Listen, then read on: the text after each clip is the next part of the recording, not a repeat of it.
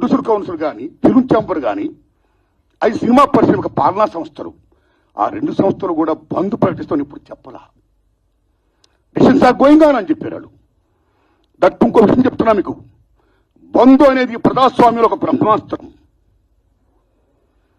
ఎవరైనా బంధు ప్రకటించే ముందు సినిమా ఇండస్ట్రీలో అకార్డింగ్ టు నామ్స్ 3 వారాల ముందుగా తెలియపరచాలి.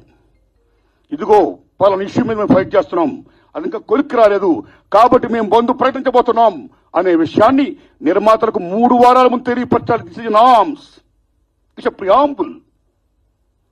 3 వారాల ముందు తెలియపరిస్తే రిలీజ్ డేట్ ఎవరు తెచ్చుకున్నారో మేము రిలీజ్ డేట్ ఇచ్చుకున్నామండి, ఇంకో 2 వారాలు మేము రిలీజ్ చేస్తున్నామండి అని ప్రిపేర్ అయిన నిర్మాతలను ఇబ్బంది పెట్టకుండా ఉండడం కోసమే 3 వారాల ముందు తెలియపరచాలి according to norms. So June 1 బంధు ప్రకటిస్తే ఒకవేళ జూన్ 12 అంటే 2 వారాలు కూడా కాదు కదా. ఏ రకంగా మీకు హరహర మనకి అది వర్తింపు చేస్తుందండి? అది కరెక్ట్ కాదు. పవన్ కళ్యాణ్ గారి మీద ఎవరైనా కుట్రమంటారు. తెలుగు చలనచిత్ర పరిశ్రమలో విశ్వవిఖ్యాత నట సార్వభౌమ ఎన్టీ రామారావు గారు భారతదేశంలో ఎన్టీఆర్ మన తెలుగు జాతిని ఖ్యాతిని చేసిన మహనీయుడు. As a politician, as a CM, like this anything else.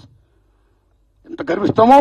తర్వాత మళ్ళీ మంచి గొప్ప పేరు తెచ్చుకొని ఈవేళ ఒక జనసేన పార్టీ పెట్టి ఈవేళ డిప్యూటీ సీఎం అయ్యారంటే వీఆర్ ప్రౌడ్ ఆఫ్ ఇట్.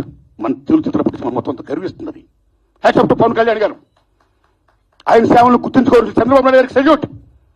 మేము పవన్ కళ్యాణ్ గారిని ఏ రకంగా దుర్మానం కాం, కానీ పవన్ కళ్యాణ్ గారు ఆఫీస్ ఆ రకంగా కరెక్ట్ కాదు రావడం.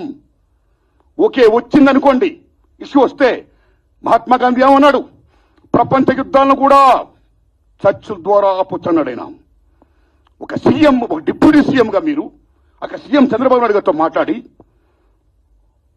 హరిహర వీరమల్లు అనే టాపిక్ మీరు ఎత్తకుండా, ఓకే మీ ఇండస్ట్రీ కష్టాల్లో ఉన్నప్పుడు రండి, మనం సిట్టింగ్ చేసుకుందాం రండి, మాట్లాడుకుందాం రండి అని చెప్పుంటే ఒక పెద్ద రోల్ ప్లే చేసి ఉంటే ఒక చలనచిత్ర పరిశ్రమ బిడ్డగా మిమ్మల్ని మేము ఎంత గౌరవించేవాళ్ళం సార్. ఎంత బాగుండేది సార్, ఎంత బాగుంటుంది సార్.